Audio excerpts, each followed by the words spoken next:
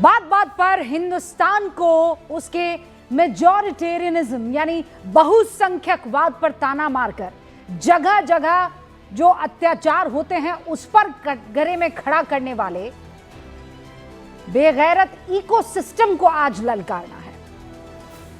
इस इकोसिस्टम को मैं याद दिला दूं कि हम सबकी आंखें तो बांग्लादेश के हिंदुओं पर है।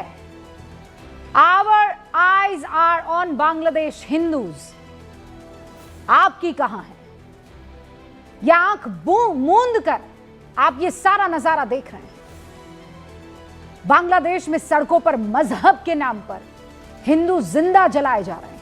वहां हैवान भीड़ जलते हुए इंसानी शरीर के सामने नाराए तकबीर अल्लाहू अकबर के नारे लगा रही है।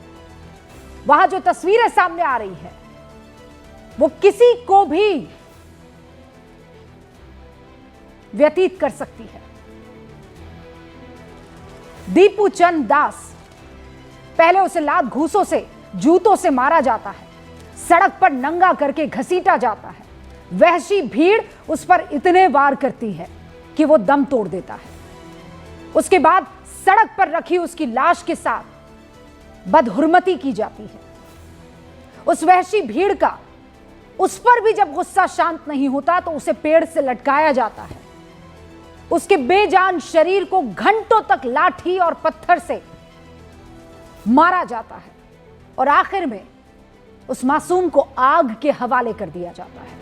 मैं मासूम शब्द का इस्तेमाल कर रही हूं और बहुत सोच समझ के इस्तेमाल कर रही हूं। जब पेड़ से लटकती उस लाश को जलाया जाता है तो वहां खड़ी खूंखार भीड़ ऐसे जश्न मनाती है जैसे उसने दुनिया की किसी सबसे बड़ी फतह को हासिल कर दिया, जैसे उसने दुनिया के किसी सबसे जालिम शख्स को जिंदा जला दिया और अब इंसानियत दोबारा जैसे लौट आएगी। दीपू चंद्र दास कौन था वो?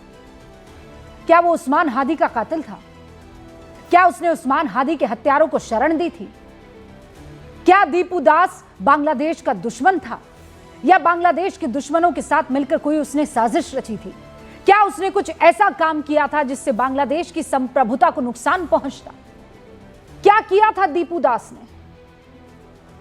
ना वो जासूस था, ना उस्मान हादी का कातिल था, ना बांग्लादेश का दुश्मन था।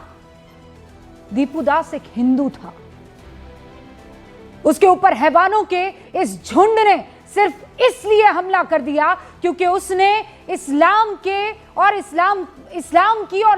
पैगंबर सल्लल्लाहु अलैहि वसल्लम की निंदा की थी। आरोप है ये, और वो भी अब झूठा साबित हो रहा है। कोई सबूत नहीं मिला है। जिस बांग्लादेश में उठापटक या आंदोलन उस्मान हादी की हत्या के बाद शुरू हुए थे, वो सरकार के खिलाफ जाते जाते मीडिया हाउसेस और हिंदुओं और भारत के खिलाफ कैसे हो गए? ये सवाल हमारे मन में है और सिर्फ हिंदुस्तान में बैठकर हमारे जहन में ये सवाल नहीं उठ रहे हैं, बल्कि पूरी दुनिया में इस सवाल की गूंज है। पूरी दुनिया में बांग्लादेश में अल्पसंख्यक हिंदुओं पर अत्याचारों की वजह क्या है? कनाडा की संसद में बांग्लादेश में हिंदुओं पर अत्याचार का मुद्दा उठा, लेकिन शर्म आती है कि हम पड़ोस के मुल्क में हैं, हमारी संसद में तमाम तरीके की चीजें देखी गई, वेपिंग से लेकर सदन छोड़ने तक, लेकिन इस पर चर्चा नहीं। आवाज उठाने वाली मेंबर ऑफ पार्लियामेंट का नाम वहां कनाडा में मेलिसा लैंसमैन था।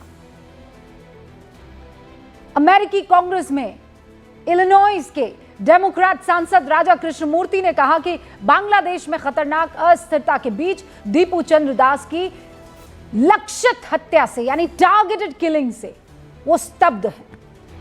और इस आवाज में आवाज मिलाने वाली पूर्व प्रधानमंत्री शेख हसीना भी हैं और वो ये दावा कर रही हैं कि कुछ कट्टरपंथी ताकतें खुलकर हिंसा कर रही हैं, जिन्होंने भारतीय दूतावास, मीडिया दफ्तरों और अल्पसंख्यकों पर हमले किए हैं। और यूनुस सरकार ऐसे लोगों को संरक्षण दे रही है। यहां तक कि सजा पाए आतंकियों को भी रिहा किया गया है। बांग्लादेश की मशहूर लेखिका तस्लीमा नसरीन भी एक्स पर पोस्ट लिख रही हैं, एक के बाद एक बांग्लादेश से ताल्लुक रखती हैं। वो क्या लिखती है पता है आपको? वो लिखती है, पूरे देश में लोग उस्मान हादी के लिए रो रहे थे। किसी ने उस निर्दोष, गरीब, हिंदू युवक की तरफ देखा तक नहीं, जिसे जिहादियों ने एक गिरोह के रूप में पीट पीट कर जलाकर मार डाला। मोहम्मद यूनुस सर पर टोपी पहने हादी के अंतिम संस्कार में तो जाते हैं, लेकिन उन्हें उनके मुंह से दीपू की इस भयानक हत्या पर एक शब्द तक नहीं निकलता। वो पूछती हैं कि क्या बांग्लादेश में कभी किसी मुसलमान को किसी हिंदू की हत्या के लिए सजा मिली है? इस सवाल का जवाब हम भी जानना चाहते हैं। हम जानना चाहते हैं जो लड़ाई देश की इंटरनल पॉलिटिक्स, चुनाव और लोकतंत्र की लड़ाई के लिए कही जा रही थी, वो उभर कर शरिया कानून और आतंक की सोच की राह पर कैसे चल पड़ी, क्यों चल पड़ी? बांग्लादेश के हर कोने से कट्टरपंथी आवाज कैसे उठ रही है? ये शख्स आपको दिखाई दे रहा है? ज्यादा उम्र नहीं होगी इस लड़के की।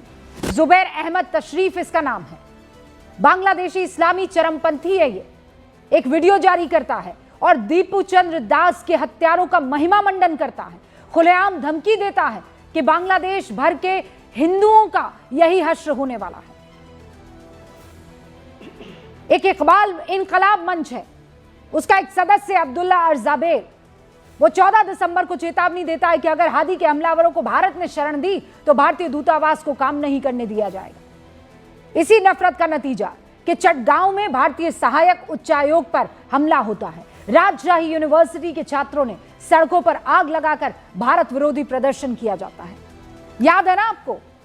ये जो बिल्कुल मेरे बगल वाली तस्वीर में आपको यूनुस साहब दिखाई दे रहे हैं, मोहम्मद यूनुस की सत्ता में हिंदुओं पर अत्याचार हो रहा है और ये वही शख्स है जिनको शांति के लिए दुनिया के सबसे बड़े सम्मान से नवाजा गया है, नोबेल पीस प्राइज।